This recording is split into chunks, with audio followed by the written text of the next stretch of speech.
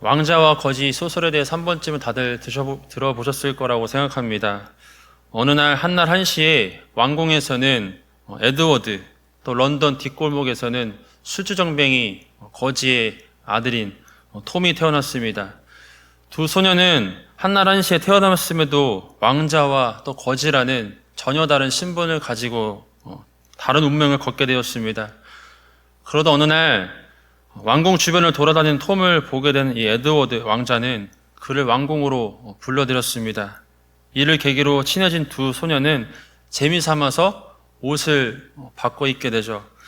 놀랍게도 톰과 에드워드는 너무도 얼굴이 똑같이 생겨서 겉보기에는 정말 알아볼 수 없는, 구분할 수 없는 정도로 둘이 너무도 닮았습니다.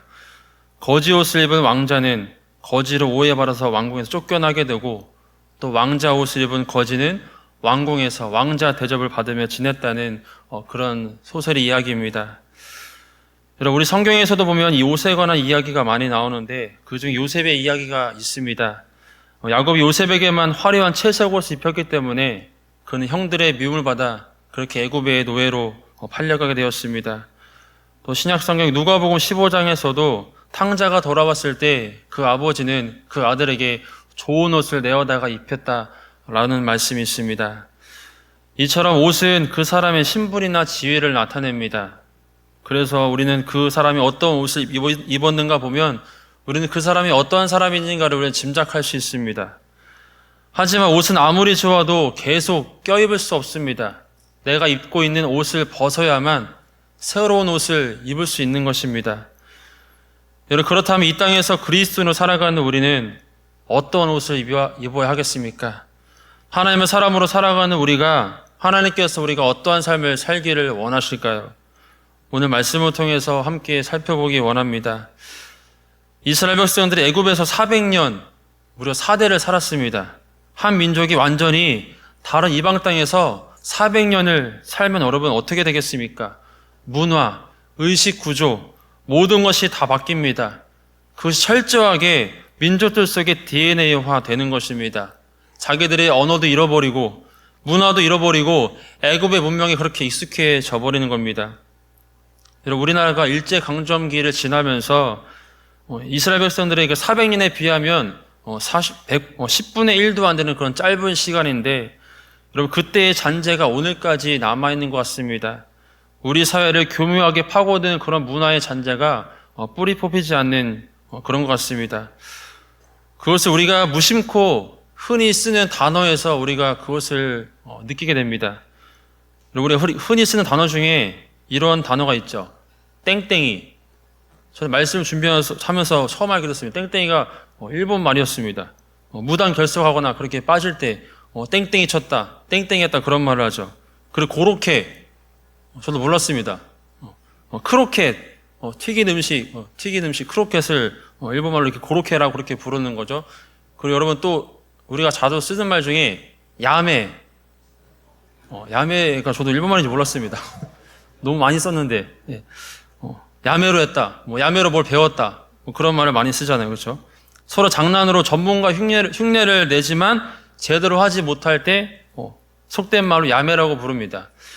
이 말이 어떻게 나왔냐면 일본이 조선을 합병한 이후에 조선 쌀은 다 일본으로 건너갔습니다. 조선에 생산된 쌀의 40%가 일본으로 넘어가는 바람에 백성들은 식량난을 겪어야 했습니다. 사정이 그렇다 보니 한 사람이 개인이 쌀을 마음대로 사지도 못하고 팔지도 못했답니다. 할 수 없이 백성들은 부족한 쌀을 몰래 그렇게 구입하게 되었는데 이때 생긴 일본말이 야미쌀 라는 말이 생겼습니다. 이 야미라는 말이 통제품을 몰래 산다는 말로 사용되면서 어느덧 이 말이 야매라는 말로 바뀌어 사용되었습니다.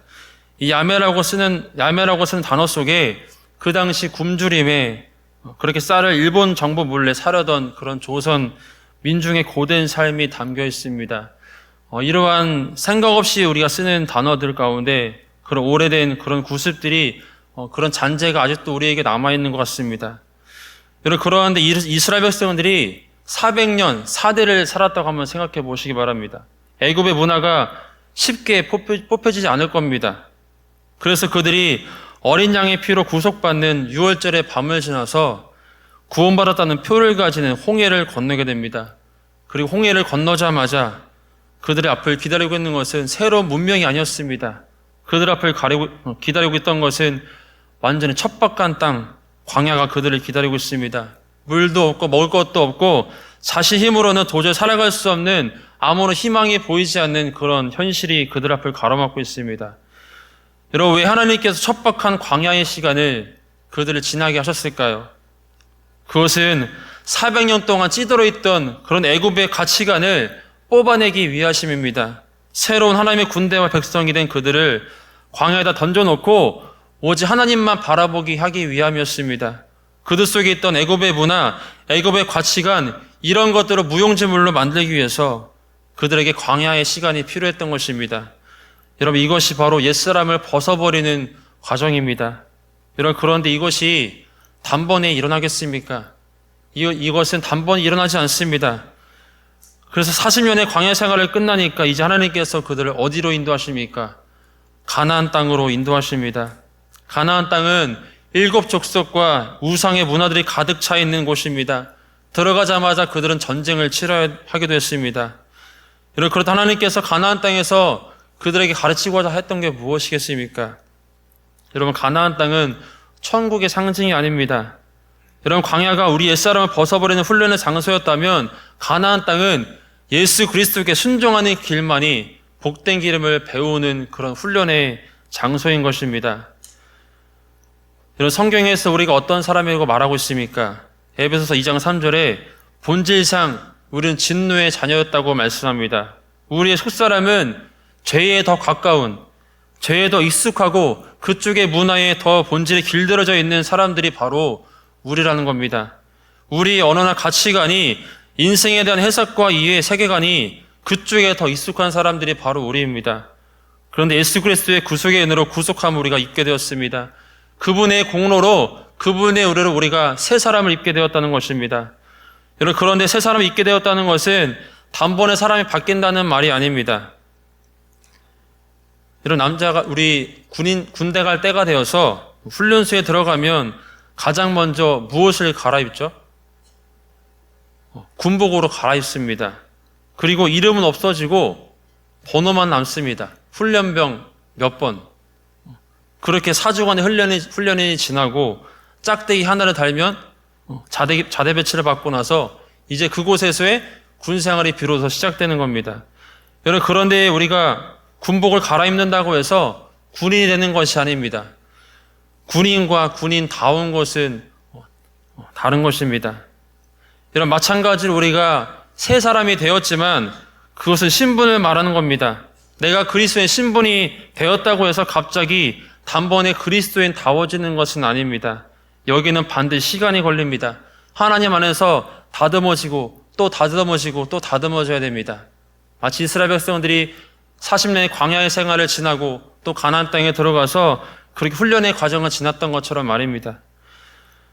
여러분, 창세기 28장 15절에 보면 형 에서의 장자의 축복을 가로채고 그렇게 도망자 신세가 되었던 야곱에게 하나님이 환상 중에 나타나셔서 그에게 이렇게 말씀하십니다. 우리 함께 창세기 28장 15절을 함께 읽겠습니다. 내가 너와 함께 있어 내가 어디로 가든지 너를 지키며 너를 이끌어 이 땅으로 돌아오게 할지라 내가 내게 허락한 것을 다 이루기까지 너를 떠나지 아니하리라 하신지라. 아멘. 하나님이 야곱을 돌아오게 하실 거면 여러분, 왜 하나님께서 야곱을 떠나보내셨을까요? 야곱이 그렇게 도망자 신세가 되어서 다시 돌아오는데 여러분, 몇 년이 걸렸습니까? 무려 20년이 걸렸습니다. 그는 20년 동안 정말 파란만장한 삶을 살았습니다. 20년 동안 야곱에게 하나님께서 의도하셨던 게 무엇이겠습니까? 야곱에게 있었던 그 인간적인 욕망, 그것을 변화시키고 싶으셨던 것입니다. 그는 하나님의 택함받은 이스라엘이었지만 여전히 그 안에 야곱이 남아 있습니다. 그래서 하나님은 그를 참된 하나님의 사람으로 변화시키고 싶으셨던 것입니다. 이처럼 사람은 쉽게 변하지 않습니다. 20년 동안의 고통의 시간을 보내고 나서야 겨우 한턱을 넘습니다. 그리고 하나를 깨닫게 됩니다. 아, 나에게는 여지가 없구나. 나에게는 여지가 없구나. 예수님의 공로가 아니고서는 나에게 희망이 없구나. 야곱이 그렇게 야복강가에서 천사와 씨름하던 게 무슨 의미겠습니까? 주님, 저는 주님 없으면 안 됩니다. 주님 없으면 저는 죽습니다. 저 좀 살려주세요. 20년 만에 이것 하나 배운 것입니다. 여러분, 옛사람을 벗어버리고 새 사람 있는다는 것은 이 땅에 썩어져 없어버릴 그것들의 목마른 인생이 아니라 바로 영원한 것들의 마음을 두고 소망하며 살아가는 것이 바로 새 사람을 입는 것입니다. 그것이 바로 우리의 자랑이 되어야 합니다. 그러나 우리의 자랑이 여전히 이 땅의 것에 머물러 있다면 얼마나 비참한 인생이겠습니까? 사랑하는 성도 여러분, 우리 안에 예수 그리스도로 꽉 채워져서 그분의 공로가, 그분의 은혜가 우리의 자랑이 되었으면 좋겠습니다. 그런 것이 우리의 자랑이 되어야 하는데 이 땅에 영원하지 못할 것들이 우리의 자랑이 된다면 정말로 불행한 인생일 수밖에 없습니다.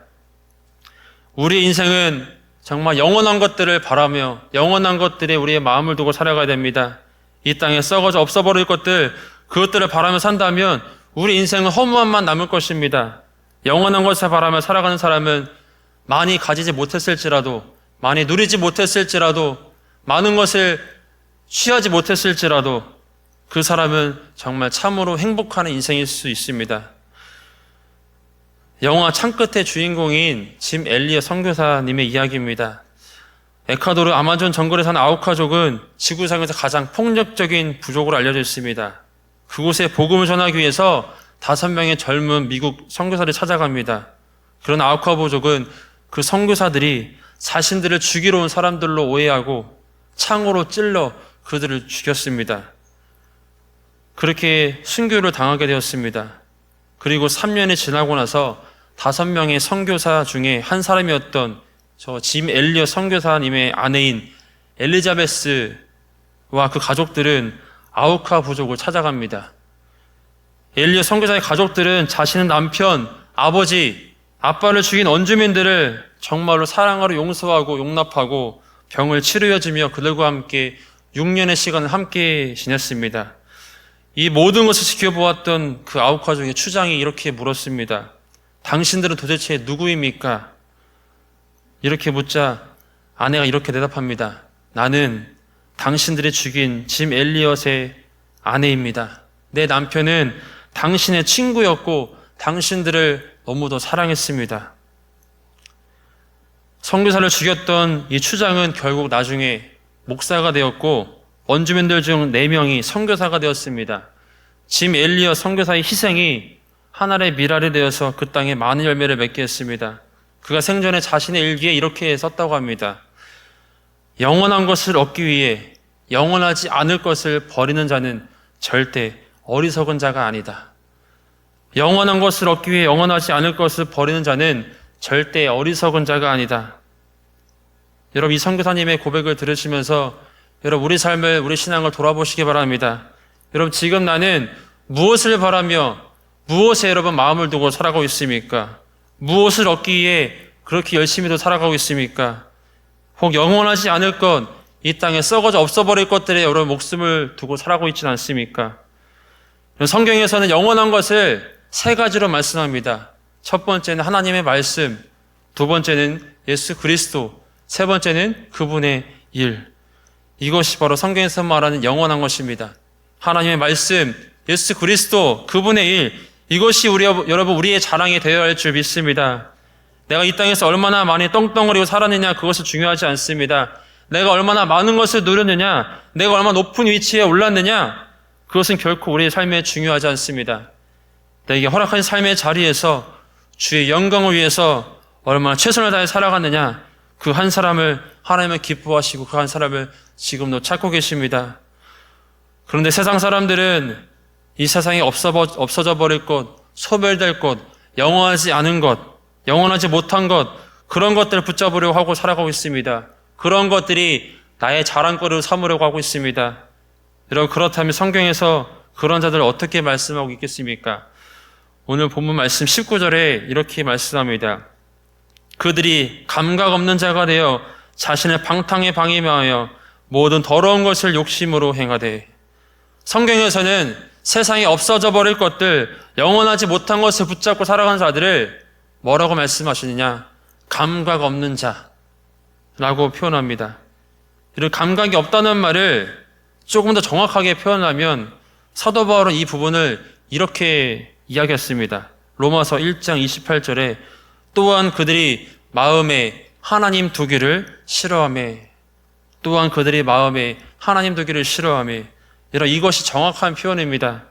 감각 없는 자가 되었다는 것은 소극적인 표현이고, 영적으로 정확히 꿰뚫어 보는 표현은, 정확히 표현하자면 하나님이 싫은 것입니다. 그러니까 그런 허무한 것들이 자랑거리가 될 수밖에 없는 것입니다. 여러분, 우리가 이렇게 예수님 믿고 살아가는 것 자체가 기적이며 복인 줄 믿습니다. 여러분, 예배의 자리, 내가 자의적으로 나올 수 있다고 해서 나올 수 있는 자리가 결코 아닙니다. 그래도 무언가가 여러분 내 마음에 갈증이 있고 목마름이 있고 주를 향해서 희미하게나마 갈증이 있기 때문에 예배의 자리가 사모되어지고 성령 이끌림을 받아서 이 자리에 나온 것 아니겠습니까? 여러분, 그것을 다시 말하면 내가 지금 영적으로 살아있다는 증거입니다. 그러나 영적으로 죽은 사람, 생명에서 떠난 사람의 본질은 바로 감각 없는 자, 하나님을 싫어하는 자들입니다. 오늘 말씀 22절, 23절에 이렇게 기록합니다. 너희는 유혹의 욕심을 따라 썩어져가는 구습을 따르는 옛사람을 벗어버리고 오직 너희의 심령이 새롭게 되어 라고 말씀합니다. 여기서 말한 심령이라는 말을 한 단어 번역했는데 원어로 보면 두 단어입니다. 바로 정신과 마음 두 단어입니다. 정확히 말씀드리면 사고방식, 가치관을 뜻합니다. 이런 사람이 바뀌어야 되는 것은 진리를 듣고 나서 무엇이 바뀌어야 겠습니까? 바로 우리의 사고방식, 우리의 가치관이 바뀌어야 됩니다. 가치관이 바뀌어야 행동이 바뀌는 것입니다. 여러분, 우리의 가치관이 바뀌는 것, 다시 말해서 심령이 새롭게 되는 것은 바로 그리스도 안에서 그분과 깊은 생명의 교제를 나누는 것을 말합니다. 그리스도와 생명을 주고받는 관계가 된다는 것입니다. 그래야 우리가 바르게 자라고 영적으로 성장할 수 있습니다. 그런데 우리가 엉뚱한 데 뿌리 내리고 있으면 엉뚱한 열매를, 잘못된 열매를 맺을 수밖에 없습니다. 여러분, 우리의 심령이 새롭게 되므로 주님과의 바른 관계 안에서 하나님께서 기뻐하는 사람으로 우리는 자라갈 수 있음을 여러분 믿으시기 바랍니다. 오늘 말씀 24절에 이렇게 기록하고 있습니다. 24절 말씀을 함께 읽겠습니다. 시작. 하나님을 따라 의와 진리의 거룩함으로 지으심을 받은 새 사람을 입으라. 아멘. 여기서 말하는 새 사람은 하나님 형상대로 지음받은 상태를 말합니다. 새 사람 입으라는 것은 다시 말하면 죄로 인해 상실했던, 죄로 인해 버렸던, 잃어버렸던 그 하나님 형상을 회복하는 것을 말합니다. 여러분, 그런데 이 말은 지금 현재 진행형으로 쓰였습니다. 현재 진행형. 이것이 무엇을 말하겠습니까? 그냥 한번 새 사람 입고 끝나는 게 아니라 계속해서 매일매일 새 사람을 입으라는 것입니다. 매일매일 새로워지고 매일매일 새로워지고 변화되는 것입니다. 여러분, 그렇다면 우리가 어떻게 새로워질 수 있겠습니까? 어떻게 새 사람을 입고 어떻게 새로워질 수 있겠습니까? 고린도서 5장 17절은 이렇게 말씀하고 있습니다. 우리 고린도서 5장 17절 말씀을 함께 읽겠습니다. 그런즉 누구든지 그리스도 안에 있으면 새로운 피조물이라. 이전 것은 지나갔으니 보라 새 것이 되었도다. 아멘. 여러분, 우리의 변화는 우리의 내적인 힘으로부터 나오지 않습니다. 우리의 변화는 바로 우리 진리 대신 예수 그리스도에게 나온 줄 믿습니다. 그분 안에서만 진리가 있습니다. 그 진리는 바로 성령으로 감동된 하나님의 말씀으로 힘과 능력이 있습니다. 여러분, 아무리 유명한 세상의 지식을 듣는다고 해서 우리가 새로워지지 않습니다. 오직 그리스도의 말씀만이 우리를 새롭게 하는 줄 믿습니다. 그래서 우리는 예수 그리스도 안에 거해야 합니다. 그분의 말씀을 들어야 합니다. 그럴 때 우리는 우리 삶에 역사하시는 주님의 능력을 덧입고 살아갈 수 있는 줄 믿습니다. 결코 이것은 우리의 노력으로, 우리 힘으로 되지 않습니다. 우리의 상황 갈 때 꺼져가는 심지와 같은 우리, 여러분, 그것이 우리의 본질입니다. 우리의 노력은 되지 않습니다. 성령께서 나를 사로잡으셔서 내 안에서 그분의 능력과 말씀이 나를 움직여야 합니다. 그럴 때 우리는 새로운 인생을 살아갈 수 있습니다. 주님 안에 거할 때, 주님 안에 있을 때 우리는 새롭게 됩니다. 부족한 연약한 우리의 삶이 일어서서 다시 새로운 인생을 살아가게 하시는 주님의 일하심을 경험할 수 있습니다. 여러분, 그렇게 하나님께서 내 삶 가운데 일하시 역사하신다면 우리는 넘어져도 다시 일어설 수 있습니다. 왜 그렇게 했습니까? 요한계시록 말씀에 하나님께서 자신을 이렇게 표현하십니다. 나는 알파와 오메가요 라고 하나님께서 자신 이렇게 표현하십니다. 여러분, 이게 무슨 뜻일까요? 시작과 끝나는 부분을 말씀하신 게 아닙니다. 시작하신 분이 완성하시겠다는 뜻입니다. 우리는 아무리 넘어져도 망할 수 없습니다. 우리는 넘어져도 우리는 실패할 수 없습니다. 하나님께서 세상 끝날까지 우리 함께 하시기 때문인 줄 믿습니다. 알파 오메가 되시는 그 주님께서, 우리 삶 가운데 일하시는 주님께서, 시작하신 그분께서 세상 끝날까지 우리를 완성하시는 그분이 우리 함께 하시기 때문인 줄 여러분 믿습니다. 여기에 우리의 소망이 있습니다. 그런데 이제 우리가 해야 할 일이 있습니다. 그분이 우리의 생각을 바꾸시도록 우리의 삶을 주님께 내어드리는 것입니다. 우리 자신을 주님께 내어드리는 것입니다. 여러분, 우리 신앙생활에 찾아오는 갈등 요소가 어디에 있겠습니까? 내 삶의 주인이 누구인가? 거기에서 우리 삶의 갈등 요소가 찾아옵니다. 내가 주인인가? 아니면 하나님께서 나의 주인인가? 평생 이것이 우리의 싸움입니다. 여러분, 내가 주인 되어 살아간다면 우린 여전히 옛사람의 본성대로 살아갈 수밖에 없습니다. 불행한 인생일 수밖에 없습니다. 우리는 오직 하나님을 나의 주인으로 삼고 우리 삶의 주인 되신 하나님의 힘으로 살아갈 수 있어야 합니다. 내 힘으로 살아간다면 우리는 여전히 낙심과 절망밖에 없습니다. 우리 삶의 주인은 오직 하나님이신 줄 여러분 믿으시기 바랍니다. 우리는 그분의 능력과 도우심으로 살아가는 자들입니다. 이제 그분 안에서 날마다 새로워지기를 소망하며 그 삶에 기대하면서 나아갈 수 있는 우리 모두가 될 수 있기를 바랍니다. 알파 오메가 되신 주님께서 우리와 항상 함께 하십니다. 여러분, 주님께 소망이 있습니다. 오늘 말씀 여러분 마음 가운데 새기면서 진리이신 예수 그리스도, 그분께 우리 삶을 두고 그분께 우리 삶을 드리며 그분 안에 거함으로 하나님의 영상을 회복하고 우리 날마다 새로운 인생을 살아갈 수 있는 놀라운 은혜와 축복을 경험할 수 있는 우리 모두가 될 수 있기를 간절히 소망합니다.